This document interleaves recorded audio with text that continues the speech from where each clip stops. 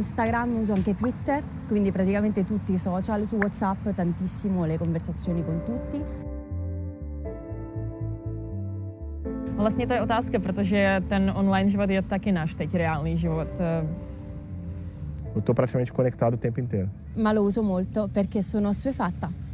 Espero estar livre dessa droga. انه هذا عم يعمل هذا عم بيروح هذا عم بينجز فبصير الواحد يحس حاله انه هو مش عم يعمل زيك فبكتئب شوي او بتضايق. Por exemplo, é muito fácil no Facebook, com manipulação de imagem, por exemplo, eu dizer que tive um dia fantástico, que fiz coisas fantásticas, que estive em sítios muito belos e tudo isso é mentira. I rischi sono appunto che non riusciamo più ad essere umani, tra virgolette, perché non abbiamo più contatti con la realtà, abbiamo molti meno contatti con la realtà rispetto a prima. Určitě se to dotklo spousta lidí kolem mě. Si un jefe te contrata, podría espiarte y ver cuál es tu parte privada para saber si luego te contrata o no. ملي كتنشر بزاف المعلومات على راسك كتقدر تعرض للسرقه او تعرض للجرائم الكترونيه او تعرض للتنمر. Jag har ju varit utsatt för internetmobbing. Det började med att vi hade en internationell student på skolan som ändrade skolans wifi till mitt namn och att jag var överviktig. Det blev liksom aldrig någon påföljd av det, men just för att det var digitalt så var det svårare att bevisa. È difficile risolvere il problema perché internet ha dato voce a tutti, quindi si può comunque, diciamo, denunciare alla polizia postale, ma fanno poco. Quindi una reale soluzione per il momento io non la so dare. Dezinformacije kada se o nekom događaju ili nekoj činjenici, kada se na internet stave krivi podaci i svih koristi postanu istina.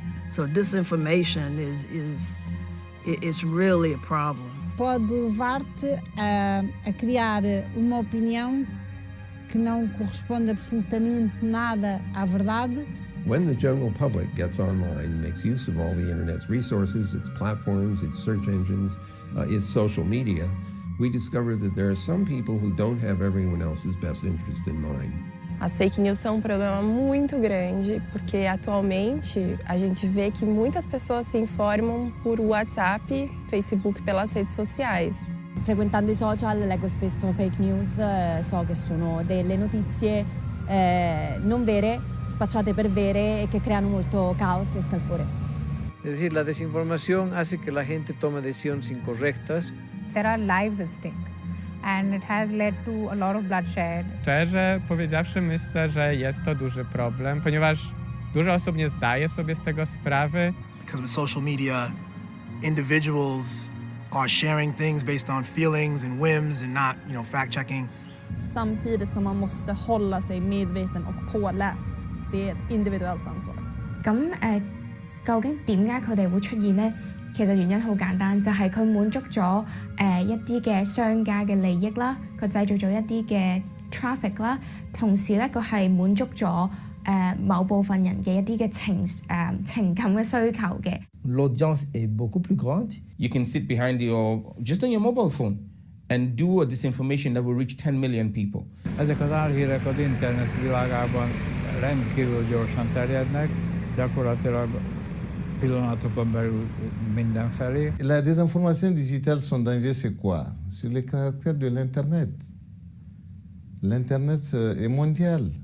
You can take on very many digital identities to act at several levels to pull off a much grand haste of corruption in a digital space, which was not necessarily the case in an analog space. On a tendance à mentir plus facilement sur Internet que de mentir en vrai. Das Problem ist komplex und schwierig, ist auch schlüpfriges Gelände, weil auf der einen Seite ist es so, dass die Meinungsäußerung natürlich jede, auch verrückte Meinung, selbst Lügen im Grunde genommen einschließen kann. Und wir haben das Recht, unsere Meinung frei zu äußern, auch wenn wir uns irren, wenn wir eine Situation falsch einschätzen. So gibt uns das Menschenrecht das Recht, auch diese falsche Meinung zu äußern. Krieg und Frieden, Cyberkrieg, Cyberwaffen, Cyberkriminalität, Sicherheit. En RDC, on a eu affaire à des cas de désinformation qui ont causé même des morts. Nous avons le cas de l'épidémie d'Ebola. Beaucoup de gens ont eu tendance à croire que cette maladie elle n'existait pas, que c'était des manipulations. One of the biggest examples I've seen on disinformation is that this COVID crisis is going to go away and that the number of people infected would be down to zero quickly. Toma un desinfectante y si eso mata el virus, entonces no lo vas a contraer. Well, that's the biggest piece of disinformation I know. Algunos dirigentes de mi país dieron noticias diciendo que el COVID-19 era falso, que era una mentira del lado de la derecha.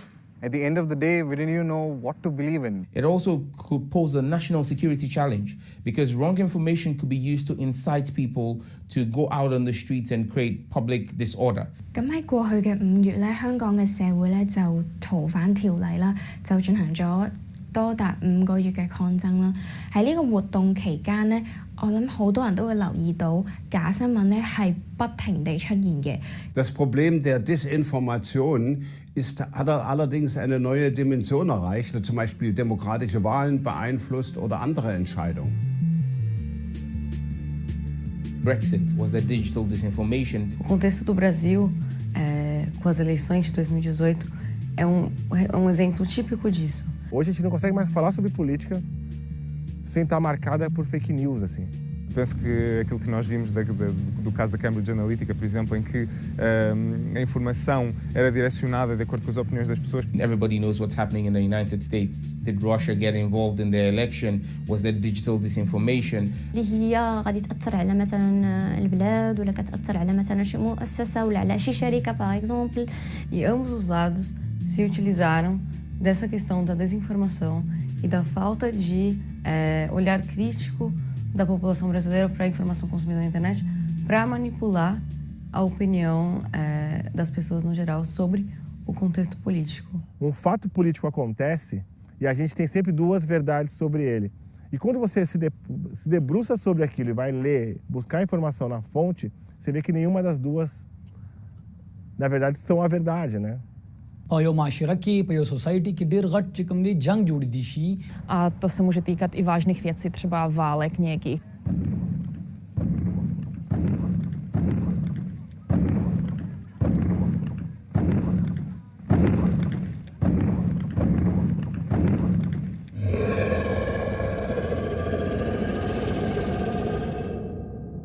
Ce que vous avez construit en 5 ans ou en 10 ans, une journée suffit pour le détruire sur les réseaux sociaux. Siden de fleste kan lage en egen avis, så det egentlig ganske vanskelig å vite hva som sant eller ikke. E, portanto, criar uma fake news hoje em dia tem impacto muito maior. Las redes sociales te permiten llegar a miles de personas. واحد القدرة على أنهم يتواصلوا بسرعة وبطريقة اللي هي مجانية وبواحد الكيفية اللي هي سريعة. Den oversvømmelse af information mondiale. Il y a des gens qui vont dire mais c'est complètement aberrant, d'autres qui vont dire si, je le tiens de source sûre. Et les gens vont pas se mettre d'accord. Et on oublie en même temps de parler de quelque chose de plus fondamental qui est la concentration du pouvoir entre les mains de quelques industriels. Nagyon nehéz, mert a hiszényekkel emberek mindenre nyitottak, és ezt használják ki a csalók.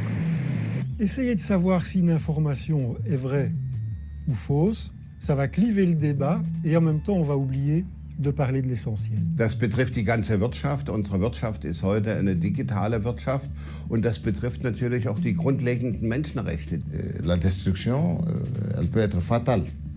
He escuchado una noticia que en México una maestra había publicado que 2 señores se estaban quedando en el colegio vigilando a los niños. Los ciudadanos de ese pueblo decidieron hacer justicia y lo que hicieron fue ir donde esos 2 señores y al final los mataron. Eso provocó la desinformación porque resulta que era una noticia falsa. Med den digitale desinformation er problemet, om du har opmærksomhed nok til at søge den virkelige information. A principal questão envolvendo desinformação é justamente outro conceito chamado de media literacy.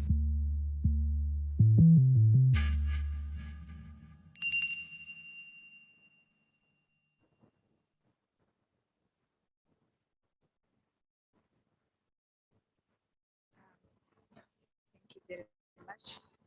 So,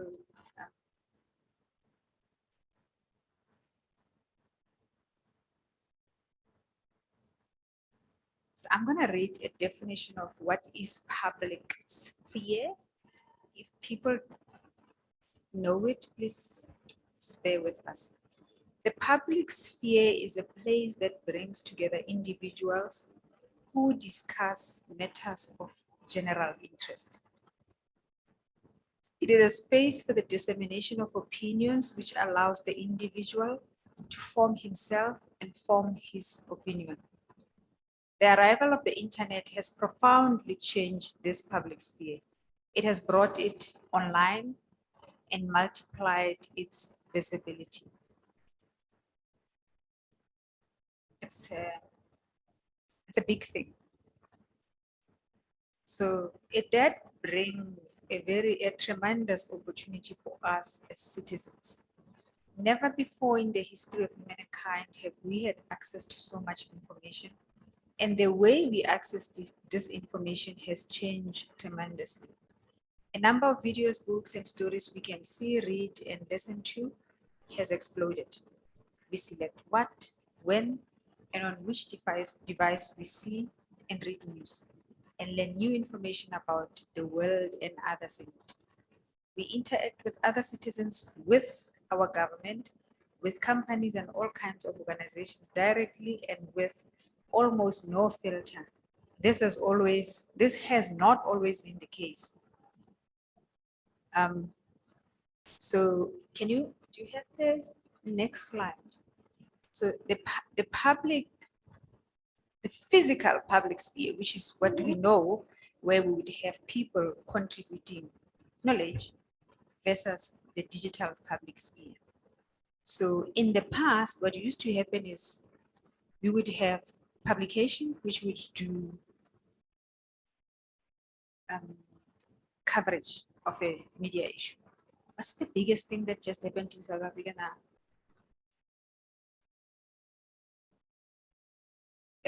Can people talk loud?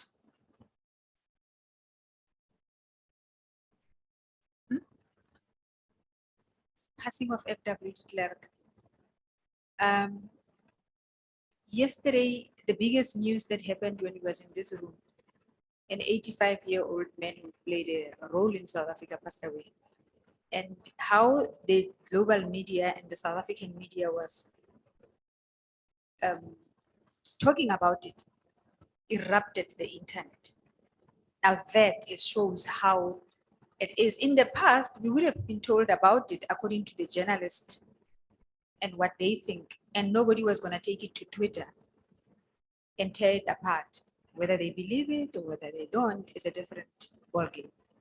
And then in that model, we used to have journalism as gatekeepers.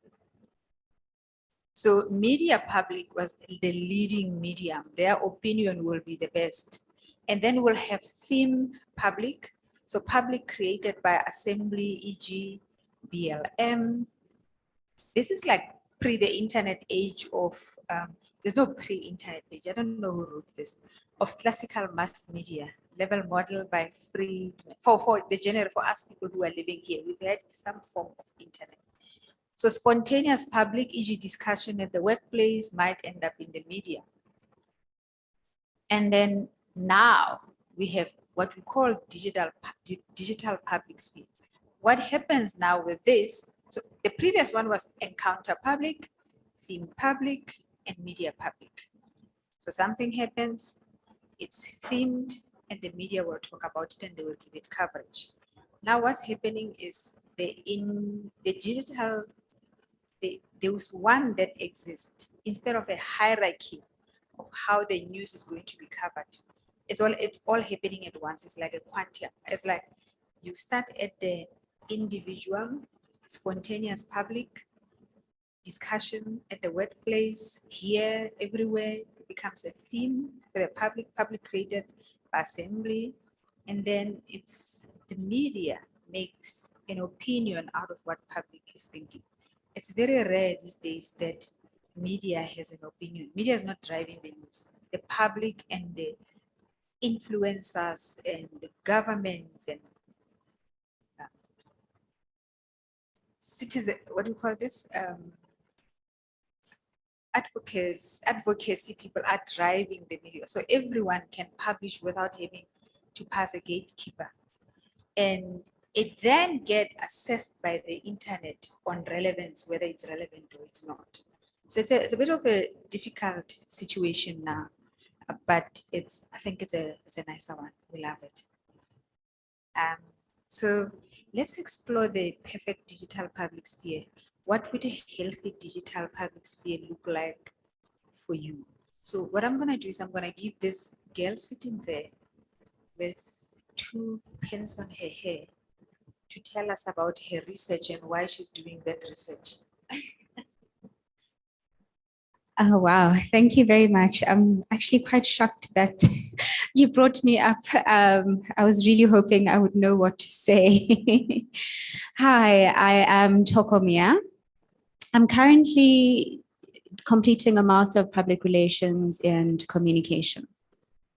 So one of the areas that I'm looking at is the role of photographic versus video content online, looking at access to that content, where we publish it, how we publish it, how favorable it will be in the future, which is with the current rise in social media algorithms, video content is becoming so much more of a currency. It's a whole lot more powerful, but of course, it takes up a lot more space. And also it is not easily distributed. So what does this mean when we're all uploading our content to sites that own the content, and then also, of course, with this rise of influencer marketing where sort of everyone is targeted to become an influencer, thought leader in the space, and how are those individuals, how are we as marketers, public relations practitioners actually using and utilizing experts in their industry to create consumer bias, to create company bias, brand reputation bias, corporate identity and stakeholder alignments.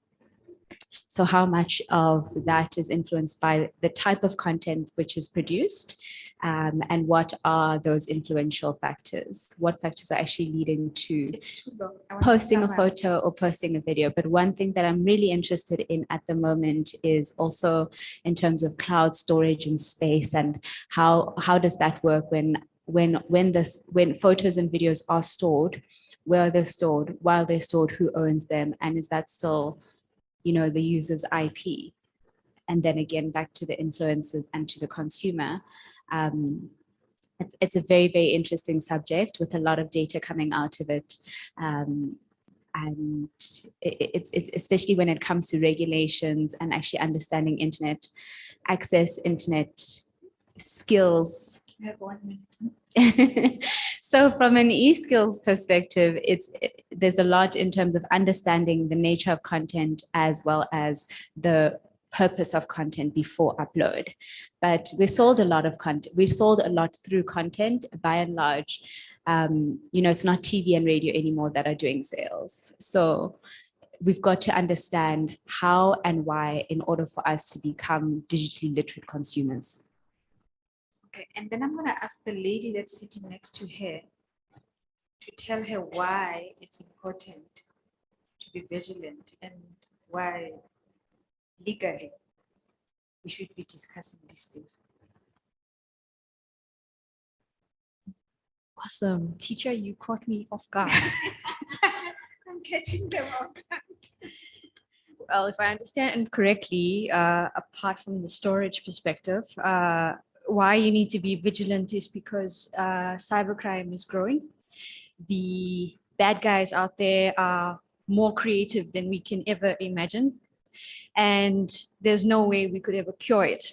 So the next best thing is to be as vigilant as possible. Do not click on links that are random, that are unfamiliar. Do not open emails that come from a mysterious uncle in England, and that kind of thing. So whatever your gut instinct essentially tells you not to do, try and listen to that. Never ever believe anything that you read wholeheartedly. Thank you. As the mics continue, she will tell us what they do at her organization and why is it important. But yes. Okay, you are this off guard. I work for Media Monitoring Africa, and our main mandate is to monitor media coverage. And we've been doing this since 1993. And the main reason we do this is to ensure fairness, transparency, and obviously to ensure that citizen voices are heard. Because one of the things I truly believe, and I think she touched on, is that media is a reflection of our society. So what they give us should be a reflection of what is happening on the ground, but that's obviously up for discussion as well. But